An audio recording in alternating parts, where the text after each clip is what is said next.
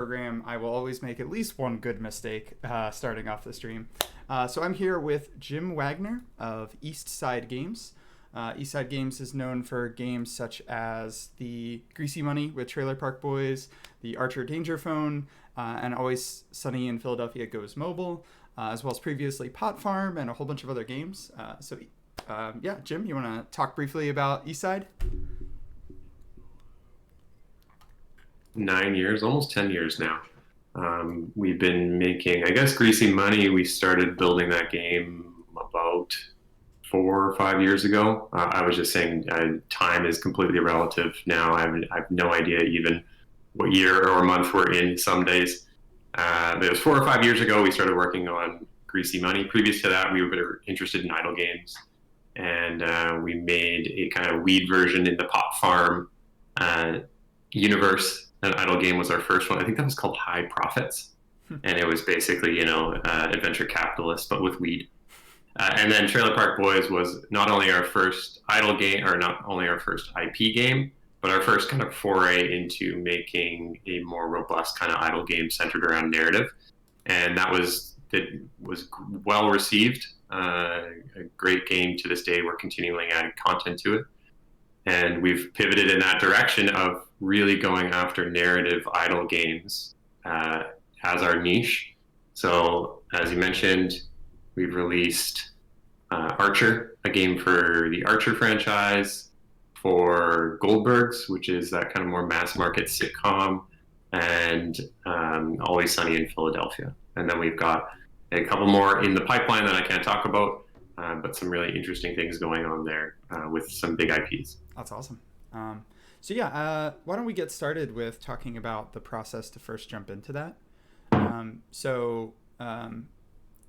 This first question is, as a studio who has licensed pop culture to theme their portfolio, how did you leverage your first licensing contract with SwearNet? And was your plan always to move kind of into licensed products, or did it just kind of happen naturally? It was an experiment. It was something where at the time there was a big move in the industry to go into licensing of, hey, this is the future of mobile games. This is how you're going to get downloads, is you have to have an IP, which I don't think is or to be true completely. IP games are really big now still, but it's not the end all and be all. So it was kind of a side bet of like, okay, let's try this. Let's work with an IP. And, we're an independent studio. And we went with an IP that we felt kind of matched our vibe as a studio, which was Trailer Park Boys. If you're familiar with that, there's lots of swearing and pot and crude humor, which matched us as a studio. Yeah. So we got connected through some kind of mutual acquaintances along the way. It was kind of organic. It wasn't something where we, set out, made a pitch deck and pitched to a whole bunch of different people. It was more like, let's kind of explore this as partners.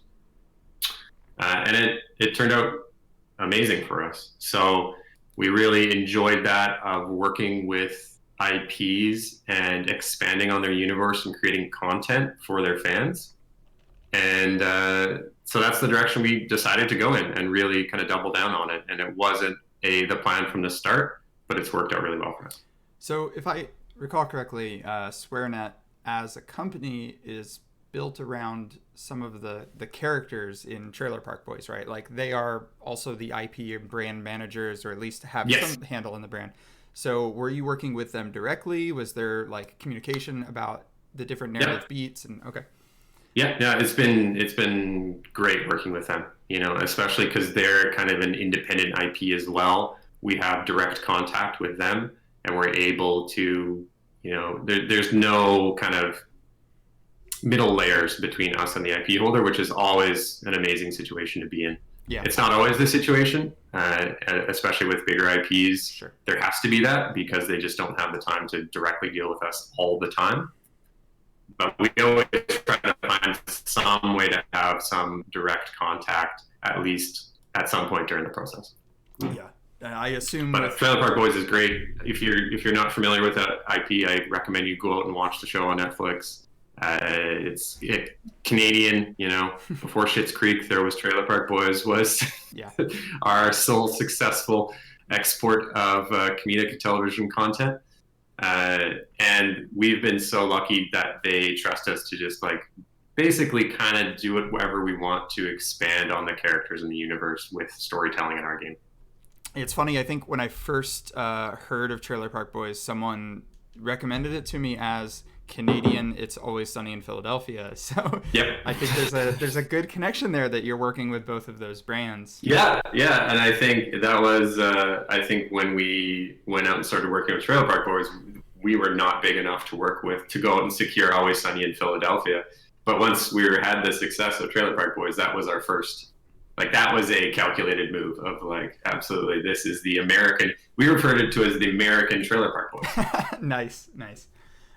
So another question here related again, like we're going to talk a little bit about franchises. Is so you've been making these games on popular franchises. Have you had any licensing issues in doing so? Have you run into any snafus along the way?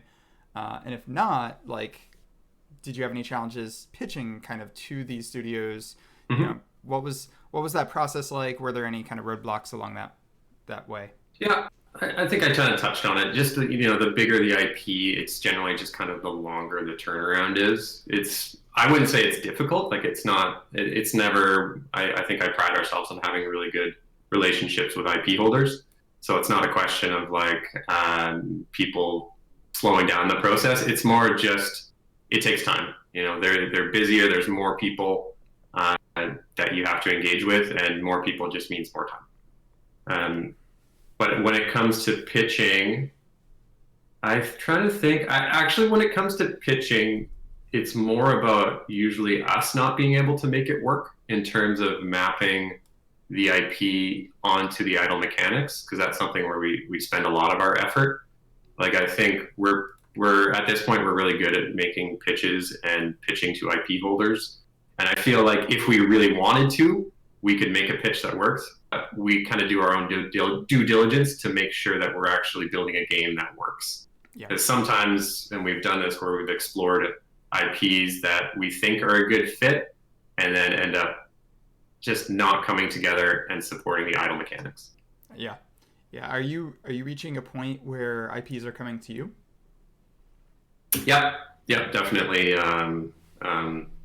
We've got a great folks that go out, when there was conferences, when there was biz dev. When there was the outside world. Yeah. Go out and make those connections and chat with people. And definitely we have IP holders like, hey, we're thinking of rebooting, or we are rebooting this beloved series from 20 years ago. What do you think about that? Or, we think this is a really good opportunity. We're looking for something with this IP.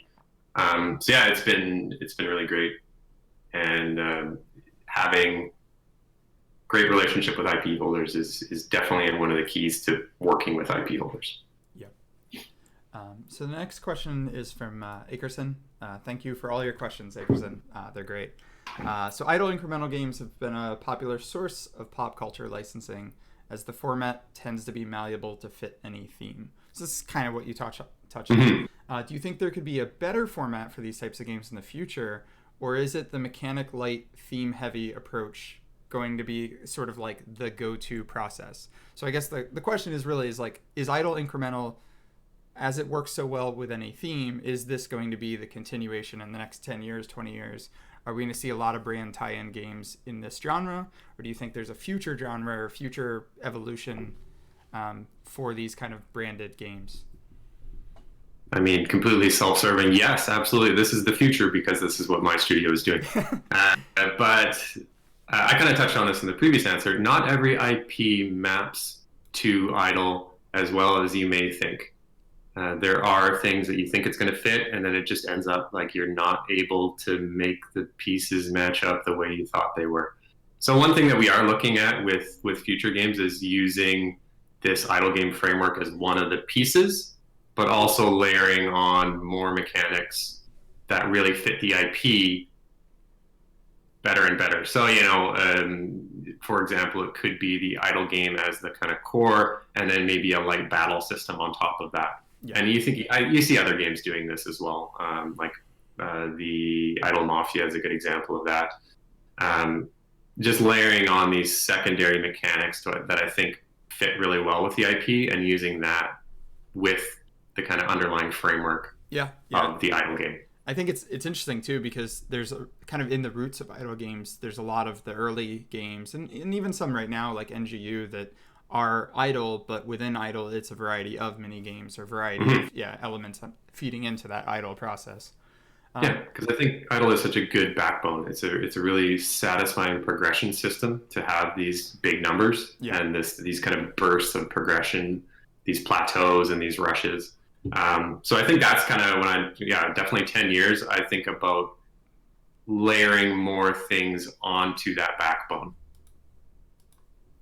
Awesome. So next question, and this is kind of a follow-up on that, is you use an uncommon goal-based prestige system. What are the pros and cons of it, and why do you think no one else has really adopted that? So it's definitely, I credit it was something, a collaboration between myself and Dave Roll from Mobile Game Doctor, as well as my bosses over at Eastside Games, that we came up with this system. And it was originally, a lot of it was to pace out narrative. So it was kind of this means to an end of, okay, we want to have narrative paced out throughout this stage. And we wanted the game to be organized into stages to represent kind of like an episode in a story. But what we found when we started to put it in and play with it is that it was a really good structure for progression. And it was really effective at teaching, especially players that may not have a ton of experience with idle, about how that prestige system works. Because I think, at the time we were building it, the big idle games were Adventure Capitalist and Clicker Heroes or Tap Titans. Yeah. And there was a lot of opaqueness about when the right time to prestige or ascend was.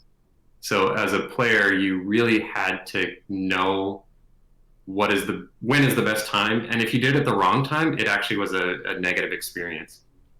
So what we saw as the benefit of this is it's a very clear progression, and when you want to prestige is well communicated to you, and then you can actually defer and complete some more goals before you prestige or ascend.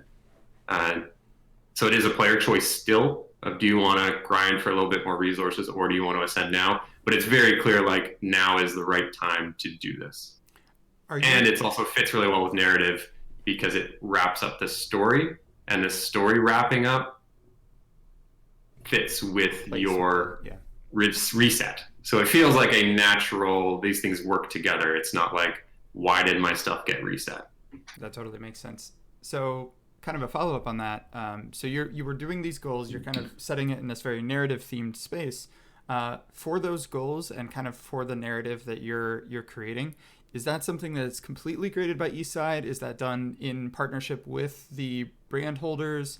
I mean, I assume they approve everything and clear it, but is there actually a collaboration effort there, or is it completely like, we make the narrative, we make the story, they check off on it?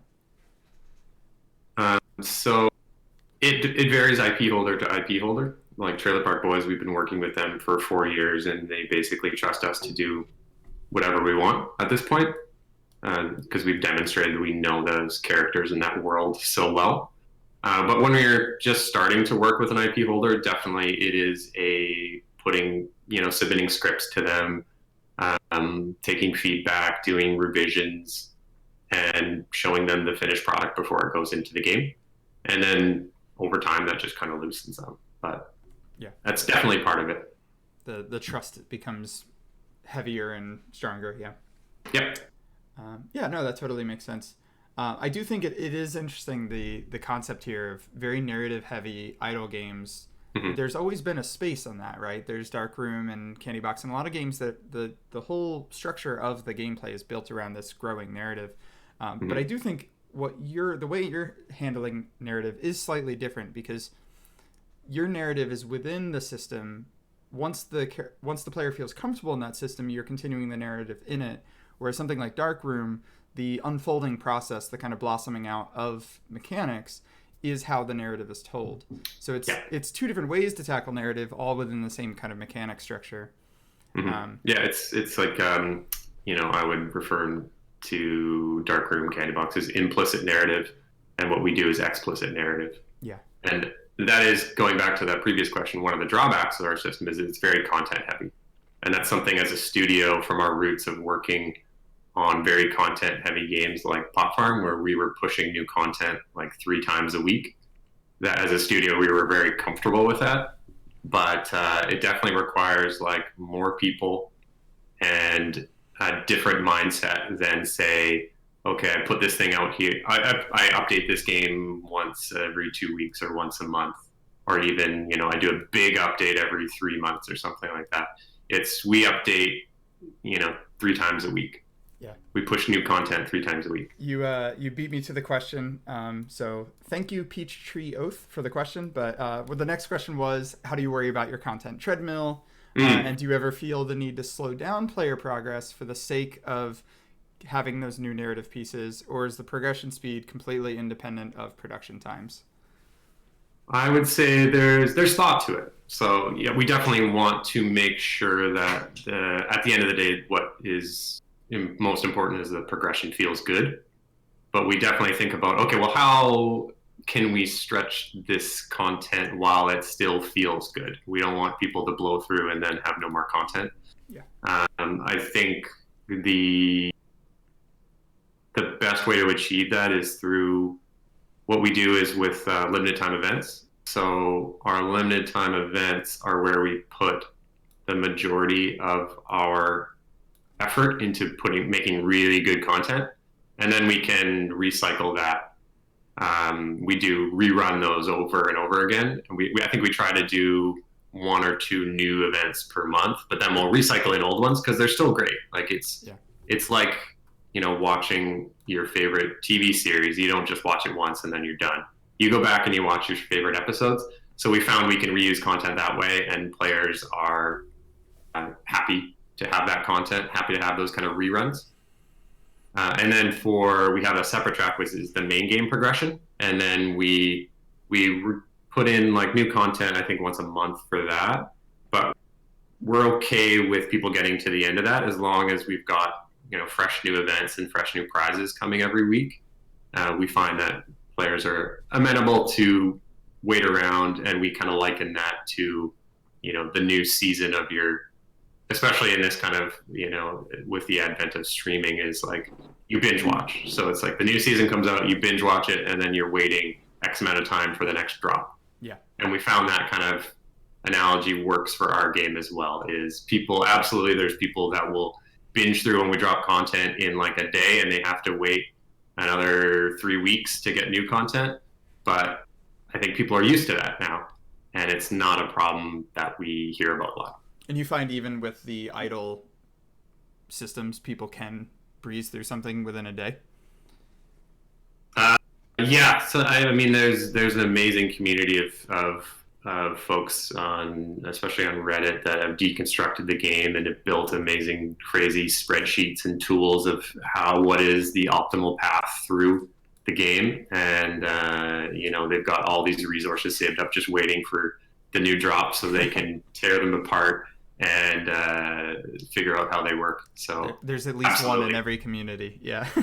Yeah. And I think that's, you see that more. I think like PC idle game players get it, but I think on mobile there's still this perception that idle game players are casual. Yeah. And that is absolutely not the case. Like they're some of the most hardcore players in terms of the investment and wanting to deconstruct these systems. I've always had a bit of a bone to pick with the whole casual and hardcore when it applies to mobile and casual games, because the term casual games, it implies that only people playing it casually exist, right? There's only casual players of something like Candy Crush, but like there are people who have spent more hours in Candy Crush or Farmville or any of these casual games than people I know that are deeply into WoW or something like that. Like I know quite a few folks who have spent way more time in a mobile game that's considered casual than my most hardcore player friends of Call of Duty or WoW. So yeah, absolutely. And they probably know like there's algorithms behind the scenes of what pieces drop when, and if you do this, then this happens, like things deep into the game system that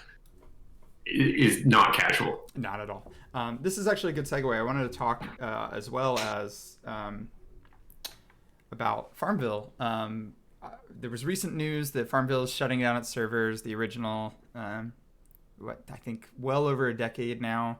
Yes, definitely. And yeah, it's again another, we talked about this in previous episodes, but it's part of the death of Flash, which, pour one out for our homie. Mm-hmm. But it's interesting because Farmville very much evolved into Pot Farm for y'all, right? Like you took the kind of concepts of Farmville, you translated it to a more, I don't know, core audience, or just a different audience, really. And I'd just love to kind of pick your brain on that experience of how do you take something that has this sort of flavor, has this expectation that it appeals to a certain audience, and recontextualize it for a different audience, but with the same mechanics. And you've kind of talked about this with the brands, but what I'd really be interested in is how were you able to change the cultural expectation of this game? I think, yeah, I mean, it's less about us changing the cultural expectation and just us recognizing that there's this underserved audience out there. And I think with Pot Farm, it just kind of fit. Of like, a lot of that came from, we had a farming game as a studio. It was not successful, and we said, okay, well, let's make another farming game, but how do we make it different? And what we landed on making a marijuana farming game, and it just exploded. And I think at the time that was not a think tank strategic business decision. It was definitely we wanted to make something different and something that appealed to people. But we really just kind of struck that chord of, there is a underserved audience out there that wants this game and nobody is giving it to them. And I think that's something that's been underlying Eastside Games, is that we are an independent studio. So that kind of counterculture attitude of, there are people out there that don't have their game. And how can we tap into those players? How can we give them that game they want? And I think that was absolutely what happened with Trailer Park Boys. We were big fans. We knew there was a hardcore base of fan out there.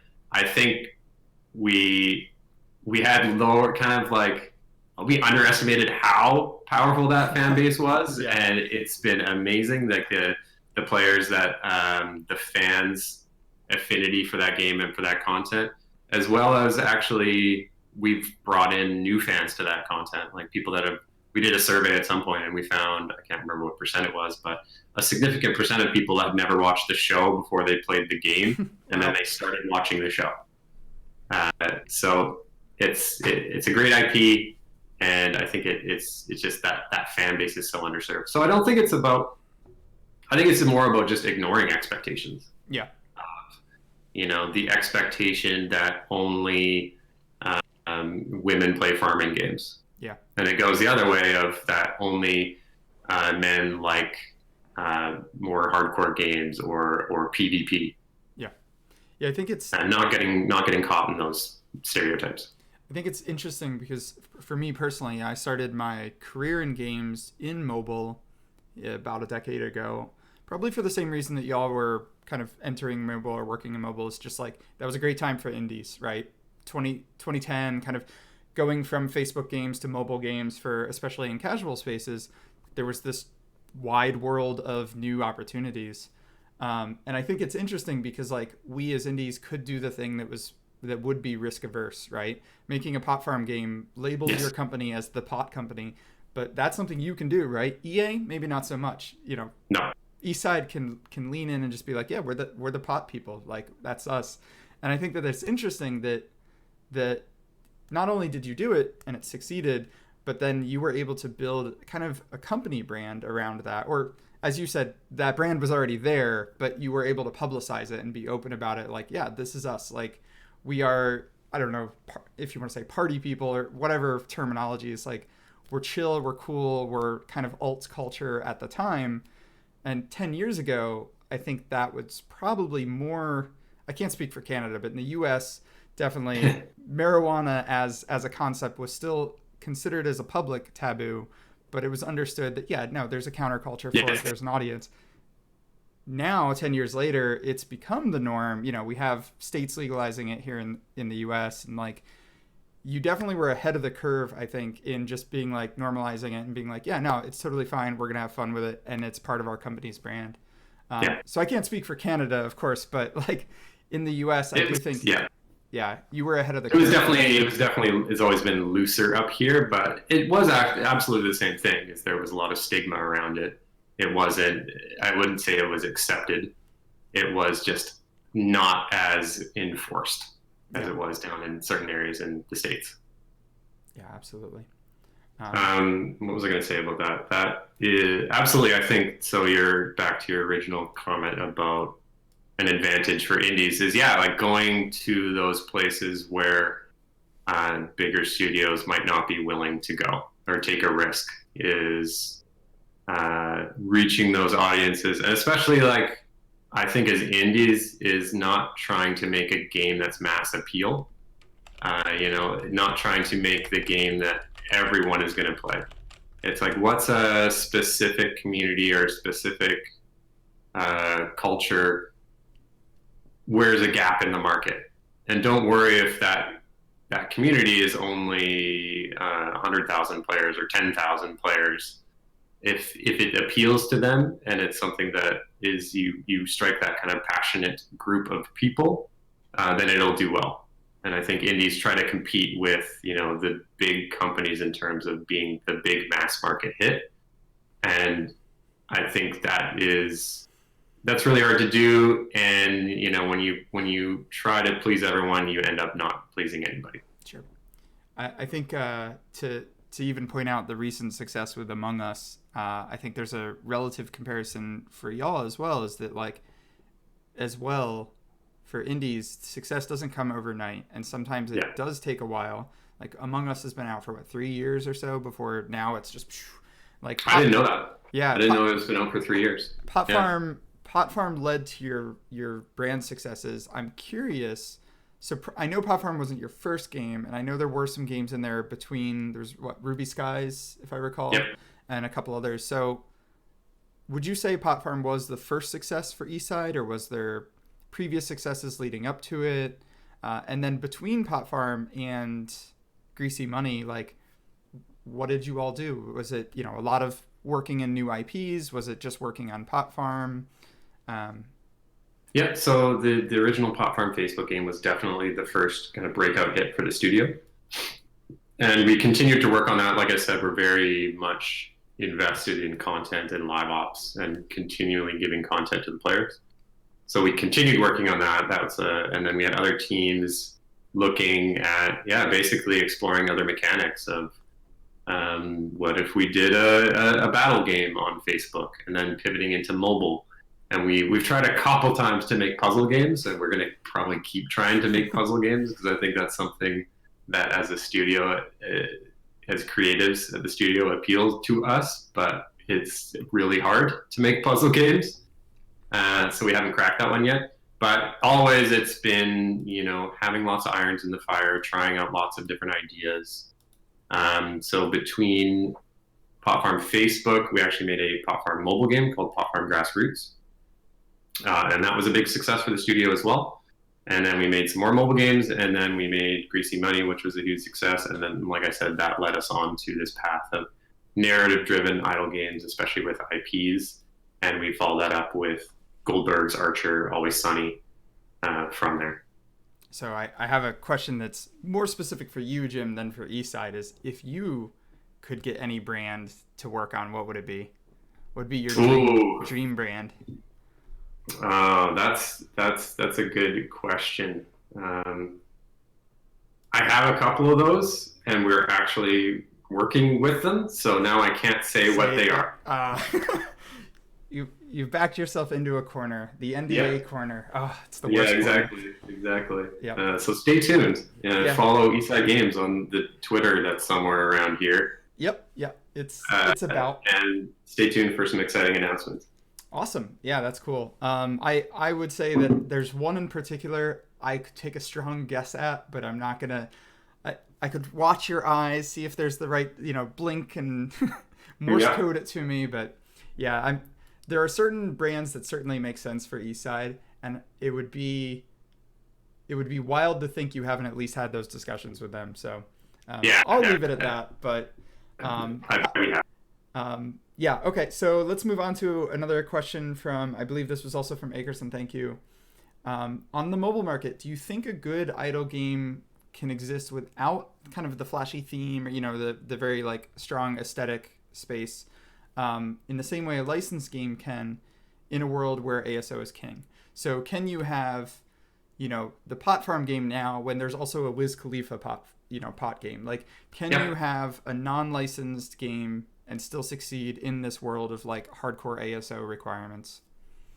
Yeah, I mean, absolutely. I think it comes down to what your definition of commercial success is, because I think that's a lot different depending on the size of your team and what your kind of model of game development is. So I think, I reference A Dark Room as a completely non-flashy game that I don't have the numbers on specifically, but I think that was a commercial success based on what I've seen from the game. And that works for that business model for sure. I think in terms of just an IP by itself won't carry the game. You still need to have a solid game behind it. So, I think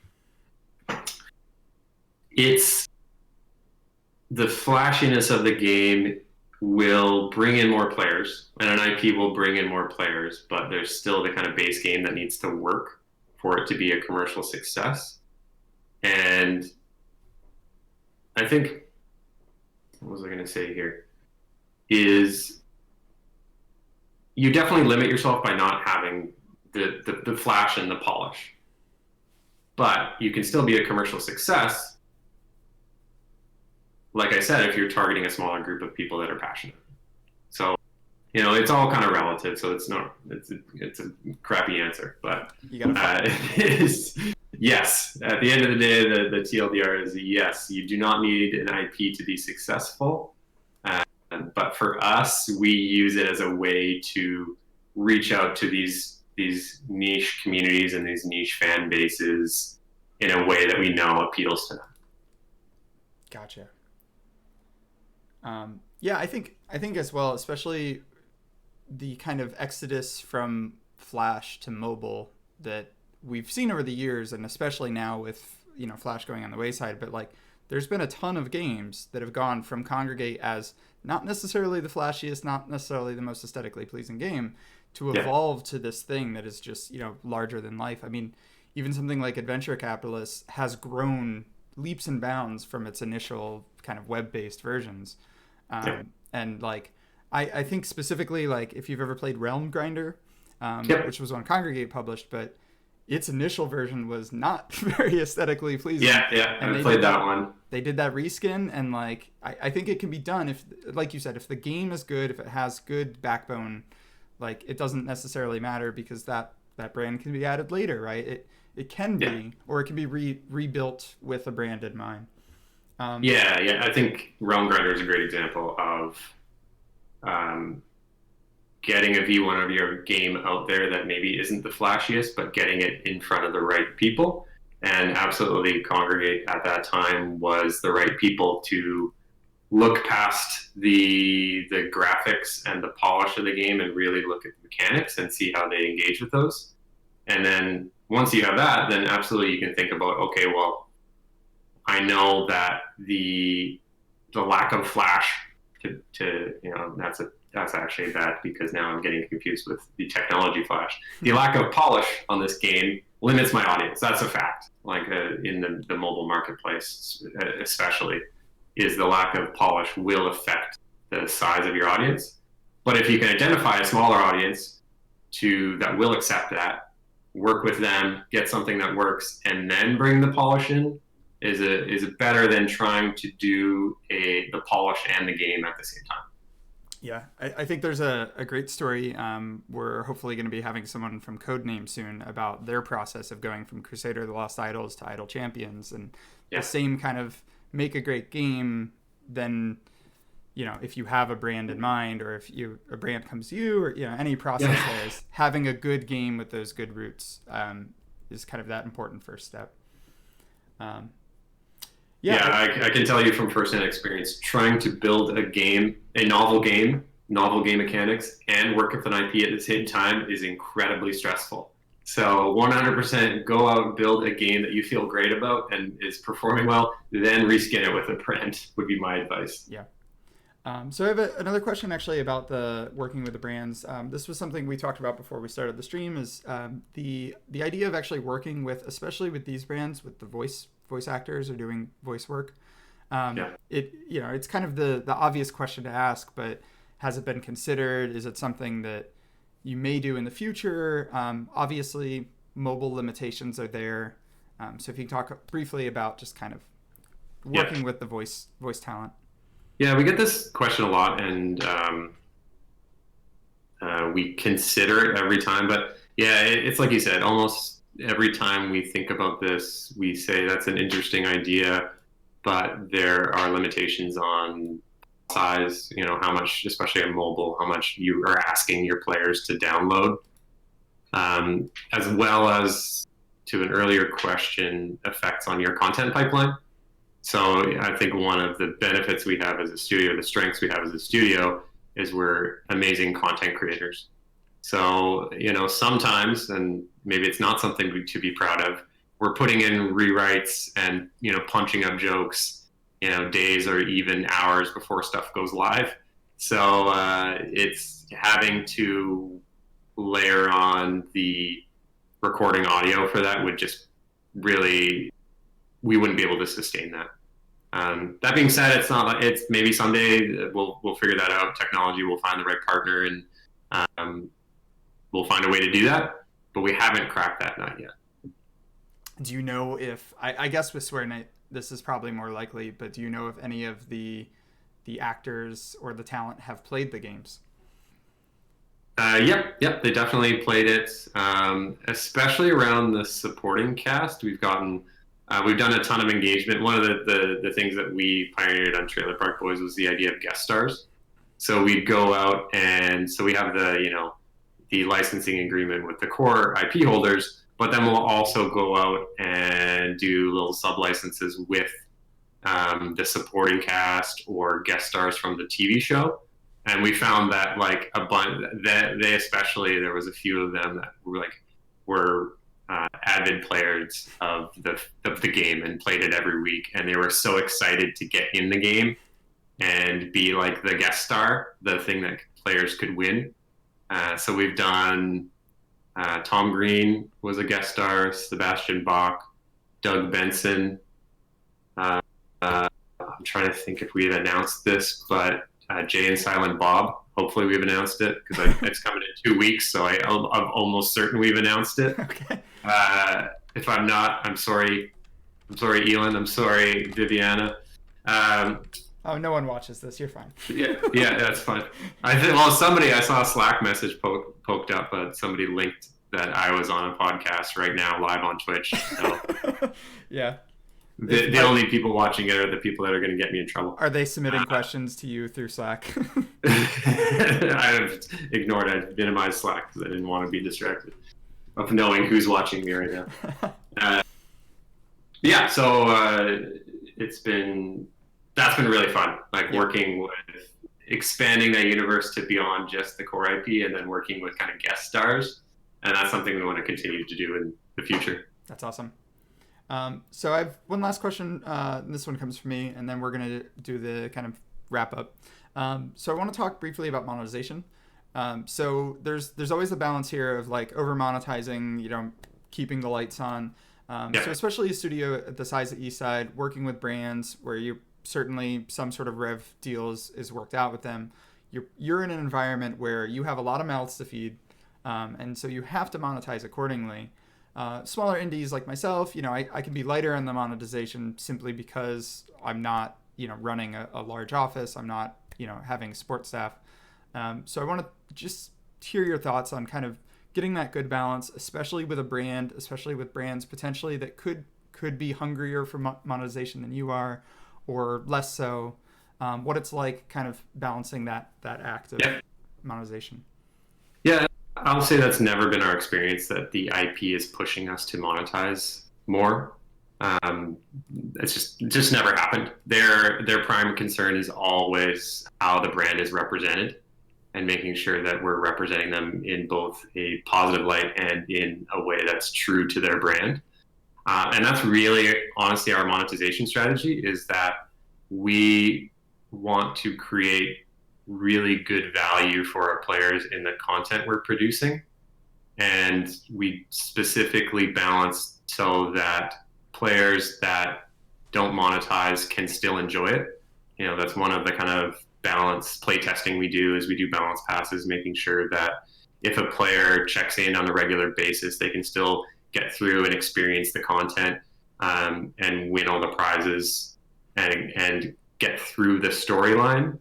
And then, monetize that. And then we want to make it free always so that people can experience it. And then monetization should be something that never feels like a hard block or a hard gate. It may be something where it's just like, no, I want to feel powerful. I want to have this boost. I want to get through this thing and feel really good about enjoying this story, enjoying this content, consuming it. And that's the kind of way we see monetization is a added value and not a gate, if that makes sense. There's actually a great talk by, ironically, someone also in Vancouver, the Ninja Robot Dinosaur, the Shellraiser folks. Yeah. They give a great GDC talk. Was it Jesse or was it what's it? It was Shane. Shane. They gave a great talk at GDC about how to do in-app purchases without kind of losing your soul, or like without kind of breaking it. And I've always loved that talk. I frequently refer to it because they talk about that kind of like the good, fast, cheap choose two, but in the people with time, people with skill, people with money, like everyone exists somewhere on that triangle. And I just absolutely adore that concept when it comes to thinking about monetization, is that as long as you appeal to all of those corners and make it so, those skill players that have broken the game down to its absolute magic numbers, and then the ones that don't have much time but can throw a couple bucks versus people, especially like 14-year-old kid has all the time in the world, they can breeze through it without necessarily money or this expertise of spreadsheets. Like being able to hit all three, I think, is the best way to do monetization for me personally. Yeah, 100%. And that's something we've carried since our Pop Farm days. Is we've always had Facebook was really amazing, for people that never worked in Facebook, because the community was so embedded on it. So if we released a balance that you couldn't finish without monetizing, we would catch some shit. Yeah. So we've always had that in our minds of building it for the players that, they've got the time to play it and they're engaged and they're, like you said, skilled and knowledgeable about the game systems, and they will find the best path through and complete it with it in mind. We balance for those people. We balance for the people that are more like, I want to see the story, but I also don't want to check in every X times a day. I think that's really supports idle mechanics, is that, especially in our game, we don't put a huge time commitment on the player. Like we say, you should be able to come in, check in the game for 30 seconds and make meaningful progress, and then put that back in your pocket. And I think that's a lot different than balancing for, more of like an RPG game where, okay, you have to, you can make it through, but you're going to have to play for 8 hours a day for 7 days straight. Whereas our game, we the lever we have is number of check-ins per day. So if you check in X number of times per day, we're feeling good that you should be able to get this far into the progression of the event. But a check-in can be 30 seconds. Yeah. We're not asking you to dedicate your life to our game. That's awesome. So I think that does it for the questions. So we're going to do this kind of now regular segment where we both enthuse about a game that we've been playing. This can be something you've been playing recently, something that you've just always loved. It doesn't even have to be an idle game. So I'm going to start, and I am going to do an idle game. I want to give a shout out to Idle Grindia. It's on Congregate. It's by Mokstan, who also made the Pixel Filling Squares, which are these very great minimalist idle games.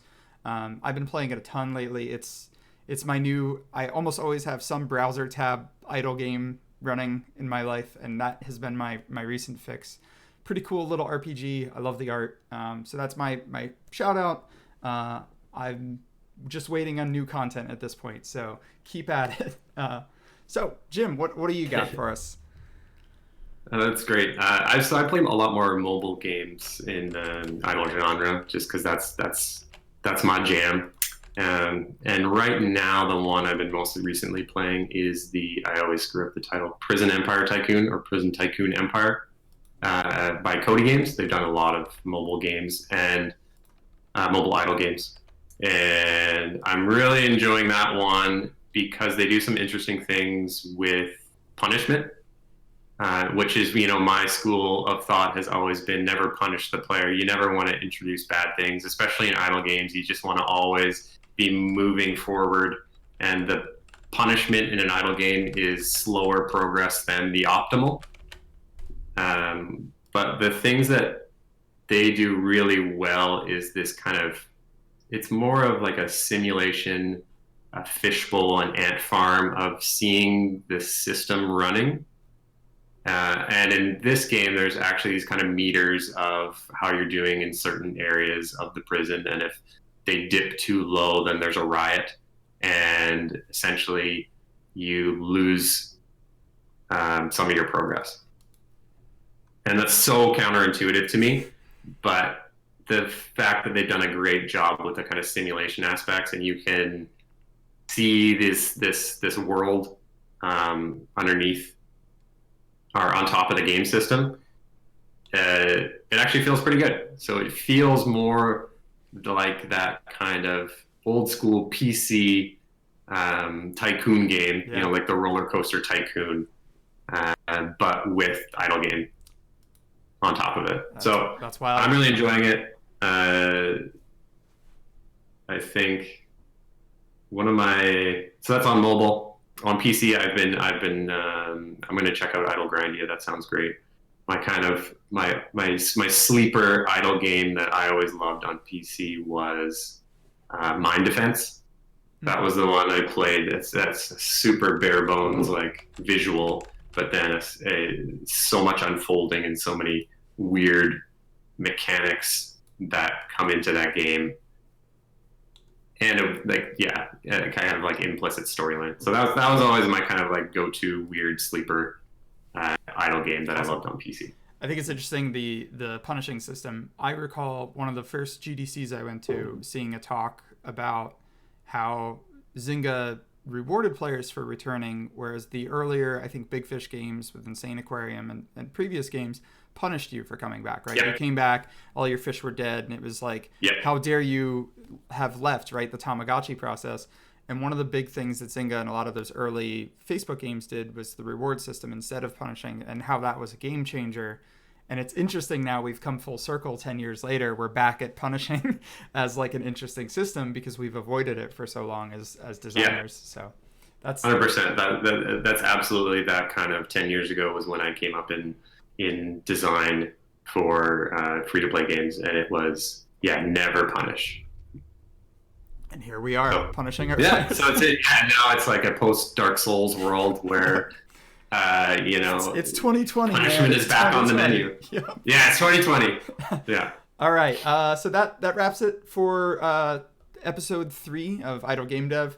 A couple quick things. I am working on idlegamedev.com. I've got the site. I just need to start getting these up there. This episode will be on YouTube. So if you're watching on YouTube, hi. If you're listening to this as podcast form, awesome. So that pretty much wraps it for this episode. A couple quick things for me. Retora Games, we've got Space Merchant coming to iOS soon. So we're sending out an email soon to let you sign up for our early access. Merchant Heroes is also going to be making its way to iOS soon. So again, same sign up. We can get you builds for both of those. We got some exciting stuff coming for Merchant as well, which will be announced in the next couple of weeks. So that's it for me. Jim, anything going on the east side? Yeah, there's always stuff going down here. I'll get my plugs in. Definitely, it's been a pleasure to be here. Definitely download Trailer Park Boys on iOS and Android. Always Sunny in Philadelphia, Archer, Goldbergs. Those are all iOS and Android. Pick which, what's your flavor. And then if you were in interested in the marijuana farming side of things, we also have a partner that we work with, Leaderly Games, and they have a couple of great weed-themed idle games with Bud Farm Idle Tycoon, and they just released Cheech and Chong, very much in the style of that narrative-driven idle. And 100% go check those out. Awesome. Thank you, Jim. So that'll do it for today. And we have another episode coming in 2 weeks. Got, at this point, a full schedule all the way to December. So I'm excited to announce all the speakers as we get to them. So thanks again, Jim, for joining us. I hope you had fun. I hope you all enjoyed this and got something from it. And I'll see you in 2 weeks.